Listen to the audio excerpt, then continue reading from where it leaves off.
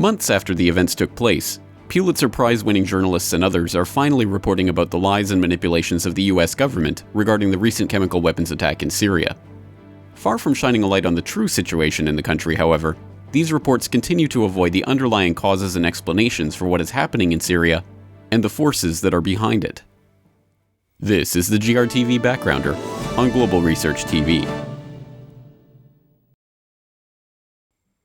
The architects of our modern system of manufactured consent and official propaganda have long known the importance of the mass media in framing public opinion on any given event. To the pathocrats who blazed the trail toward our modern era of information warfare and opinion control, facts themselves were malleable, subject not to objective reality, but to the way they were perceived and internalized by a credulous public. As Ivy Lee, the man that the Rockefellers hired to invent the modern PR industry after the Ludlow massacre, put it, "It is not the facts alone that strike the popular mind, but the way in which they take place and in which they are published that kindle the imagination.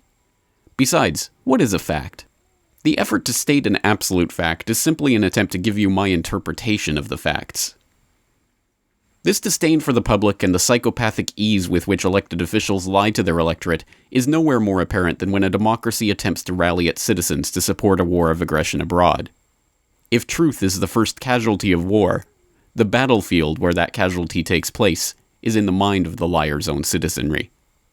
Sadly, recent events have provided no shortage of examples of this phenomenon. In the early days of the Iraq War, media analyst Andrew Tyndall examined 414 news stories aired by ABC, CBS, and NBC about the build-up to the war, finding that 380 of them, a staggering 92%, sourced back to one of three US government agencies: the White House, the State Department, and the Pentagon. A further study found that of 574 stories aired between Bush's speech to the UN in September 2002 and the beginning of the Iraq War in 2003, only 12 stories, just 2%, dealt with the possible aftermath of the invasion. Perhaps unsurprisingly, a remarkably similar pattern has played out in the years-long propaganda campaign to convince the American, British, and Western public in general of the need for armed intervention in Syria. A September 2013 study from Pew Research found that in the wake of the chemical weapons attack in Ghouta in August, the coverage of the Syrian war debate on cable news networks from supposedly different viewpoints was almost identical. The study found that Al Jazeera America, CNN, and BBC America all framed their reports in substantially similar ways and relied on substantially similar sources, including by far their most common three sources: the White House, the Congress, and the military. A further study in October of this year by the Public Accountability Initiative found that many of the so-called Syria experts relied on by the Western media to provide commentary on the Syrian conflict had direct financial ties to the defense industry, exactly as had been previously exposed in coverage of the Iraq War. None of this is surprising to those who have been following the media coverage of the Syrian conflict from the beginning. Indeed, alternative media pundits have been pointing out the obviously biased coverage of the conflict since its very inception. What are the main points of view that you'll be raising in this documentary? Okay, so the main points is basically to deconstruct the main fabrications that have been put forward by the global media, mainly the Western media and channels, particularly Al Jazeera and Arabia. And these fabrications are that the army is on a mass scale, systematic scale, killing peaceful protesters, that there is no democracy in Syria, that there is no respect for human rights, and that there is no support for President Bashar al-Assad. So the documentary deals with all of these fabrications and in effect shows that actually in many of the cases they're just complete and outright lies. Syrians who oppose the destruction of their country accuse Canada's public broadcaster of lacking impartiality in its reportage on Syria. They say that the majority of Syrians support the Syrian government, and yet the CBC has been one-sided, legitimating and amplifying the perspective of supporters of the foreign-backed militant groups that have been killing the ordinary Syrian people. The same people that you are expecting that did September 11 are fighting the people in Syria. They are the same, and you're supporting them, which doesn't really make any sense. That just proves that September 11 was a big joke. It was a big lie. The Amnesty International report that comes out today is the type of attention-getting, headline-grabbing report that seems to fit in line with the dominant narrative of how the Syrian government is, of course, just torturing people and killing them at will, and that something must be done to stop this. But as that report pointed out, of course, the Amnesty International report itself is based on eyewitness reports, not on the ground reporting, and it's based on the ideas of people who are being implicated in this. I mean, the people who are part of the supposed opposition to this government. So it's a little bit like creating a report asking whether the banks were to blame for the 2008 financial meltdown and only talking to people from Goldman Sachs. I mean, we know which way that type of report is going to go, and so there has to be some skepticality of these types of reports. And I don't think we necessarily need to remind people just how important it is to be skeptical of all media reports in these times, especially when there seems to be a push towards rallying the public around a military intervention. But again, it has happened time and time again in recent history, even, let alone longer periods of history. And we see it, unfortunately, perhaps coming to fruition again here in Syria. The beginning of the campaign to frame public opinion on Syria can be traced back at least as far as 2006, when the Bush administration first approved U.S. government funding and training for opposition forces in the country, but began in earnest after the conflict broke out in 2011. From the early days of the Syrian conflict, Western media outlets including CNN relied on dubious activist Danny Diam, known as Syria Danny, for coverage on the ground in the war-torn country. However, after Syria Danny was exposed for staging his reports, Anderson Cooper invited him on his program, not to explain why he was staging fictitious reports, but to explain how the evidence of that fakery made its way onto the internet. Denny, Syrian state television, as you know, is now airing excerpts of this video of you that was shot. I'm not sure how they got this video. Do you know how they got it? Did they intercept it? While I was trying to talk to CNN, I was online for like 20 minutes, so it's live broadcast. I don't know how they got it. This is all private. See, we should have. This has all been deleted. We have to delete all this stuff.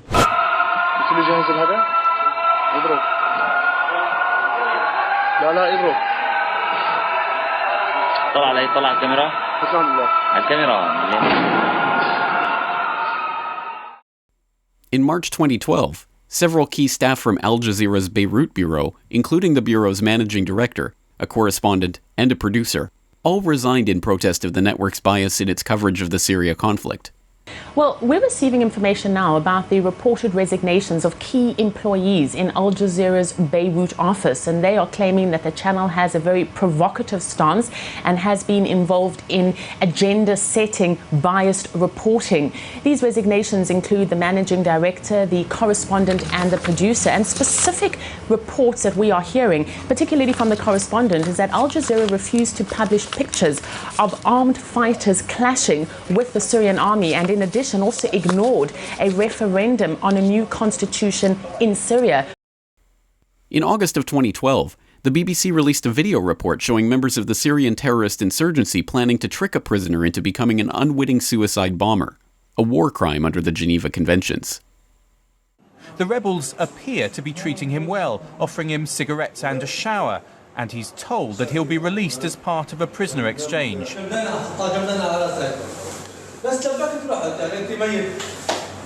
Blindfolded, he's driven towards the city. He's told all he'll have to do is drive the truck towards a government checkpoint.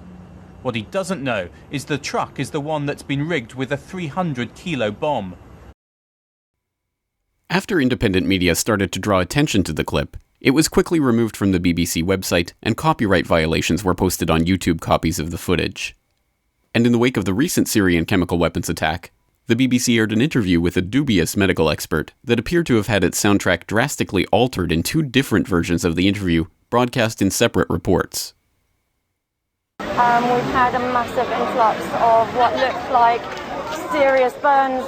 It seems like it must be some sort of, I'm not really sure, maybe napalm, something similar to that. But obviously, within the chaos of the situation, it's very difficult to know exactly what's going on. It's just absolute chaos and carnage here. We've had a massive influx of what look like serious burns. It seems like it must be some sort of chemical weapon. I'm not really sure. As Michelle Chosadowski, director for the Center of Research on Globalization in Montreal, points out, however, as egregious as these manipulations are, even the more balanced critiques, such as Seymour Hersh's recent reporting on the US government's manipulation of its intelligence over the chemical weapons attack in Ghouta, still exclude the key information which would help the public understand what is really happening in Syria. This insurgency was launched in mid-March 2011 in the border city of Dara. It was not a protest movement at the time. You don't run a protest movement in Plattsburgh, New York. Okay, Dara is to Jordan what Plattsburgh, New York is to Canada, so to speak. The protest movement did not erupt in a sleepy border city of 40,000 inhabitants.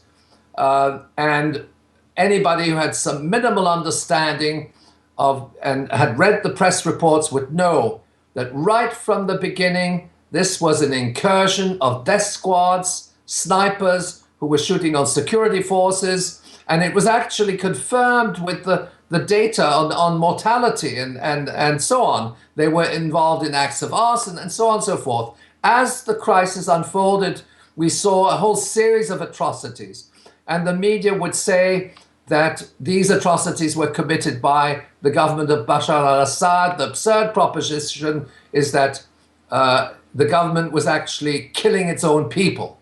And when in fact these atrocities were committed, and I should say they were committed on the orders of the Western military alliance using the rebels as proxies. So that this is not a civil war. This is an invasion. This is a war of aggression. Most of the rebels which are actively involved in the conflict, which are trained and visible in the war theater, are mercenaries from Arab countries, but also from a number of Western countries. Among them are private mercenaries from private security companies, in other words, former special forces from SAS or French parachutistes and so on. They are there and they are coordinating the rank and file of these rebels, many of whom are actually people who have been recruited on the roadside. And so that to obviate the fact that this is a war of aggression rather than a civil war, from my point of view, is tacit media disinformation, because it doesn't allow us to understand the logic of this crisis. And the logic of this crisis is to destroy a country, literally, to destroy its institutions, to kill people. It's what General Tommy Franks, Commander-in-Chief of Central Command during the Iraq campaign, he used the term massive casualty producing event. Now, a massive casualty producing event has a particular ideological construct behind it. It is meant to create a sentiment of solidarity in relation to the victims. Okay, it's war propaganda. You kill people and then you blame the enemy for having perpetrated these acts of these atrocities. So that the media at the outset literally inundated us with reports that Bashar al-Assad was killing his people. They were showing pictures of this, when in fact all along it was the Western military alliance who was killing those people, who was ordering its rebel militia, who were led by Western special forces, to undertake these massive casualty producing events with a view to, first of all, destabilizing Syrian society, creating sectarian divisions in a secular Muslim society, tremendously tolerant with 4,000 years of history going back to Mesopotamia. But at the same time, it's the destruction of the institutions of that country. Perhaps the most remarkable thing about the Syrian war coverage of the mainstream media is not its underlying bias. That was always to be expected. But how remarkably ineffective that coverage has been in convincing the public of the need for military intervention in the country. After nearly 3 years of relentless propaganda, attempting to convince the public of the virtue of the terrorist insurgency and the incomparable evil of Assad, the seemingly inevitable march toward war in the wake of the Ghouta chemical weapons attack faltered after public opinion overwhelmingly came down on the side of non-interventionist policies. Perhaps reading public sentiment, many mainstream outlets even took to pointing out the media bias on the war and trying to retroactively position themselves against military intervention. This has to be credited to a remarkable, global, grassroots phenomenon of independent citizen media breaking through the layers of propaganda to provide true, cogent analysis of the situation on the ground in Syria. In the face of generations swayed by the mass media manipulation of Ivy Lee and his ideological progeny, this alternative media movement is setting the foundation for an alternative paradigm in which Lee's cynical rhetorical question, "What is a fact?" has a very different answer than that which the ruling classes would want us to believe. For more on this story and other breaking news and current events, please go to globalresearch.ca. For more research and analysis by James Corbett, please go to corbettreport.com. The Center for Research on Globalization depends on your support. To purchase a book or DVD, or to make a donation, please visit globalresearch.ca today.